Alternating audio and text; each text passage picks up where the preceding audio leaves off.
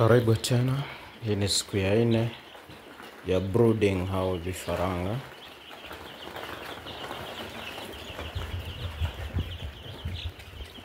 Tunaona wameanza kuweka mabawa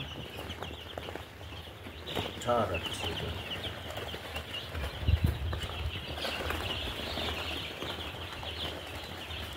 Wanaendelea vizuri sana.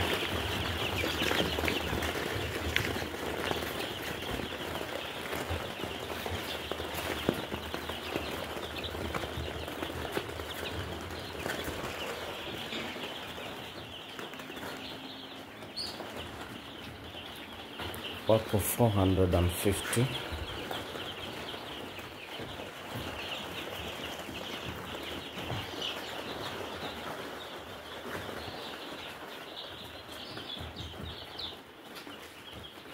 Kwa hivyo wanaendelea vizuri.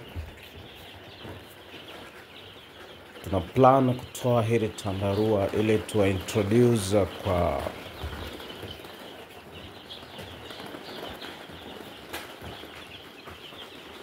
sawdust ambayo iko chini ya ile tandarua,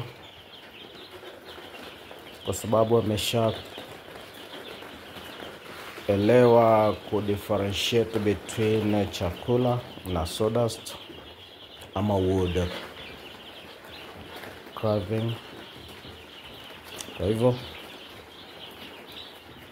mpenzi mtazamaji, leo hii tunaenda kufanya usafi na kuondoa ile tandarua na waweze kukanyaga juu ya sawdust. So asante kwa kuchukua muda wako kutazama video hii, na usikose kutufollow, kutulike na kutushare na kucomment kwa video nyingi zaidi ambazo zijazo kuhusu mafunzo ya uleaji wa vifaranga kwa njia mwafaka kabisa. Asante. Hii ni Nature Poultry Farm Africa Limited ambayo inapatikana Isebani ya Kenya. Karibu sana, tuandamane pamoja katika safari hii ya mafunzo ya uleaji bora wa vifaranga. Asanteni sana.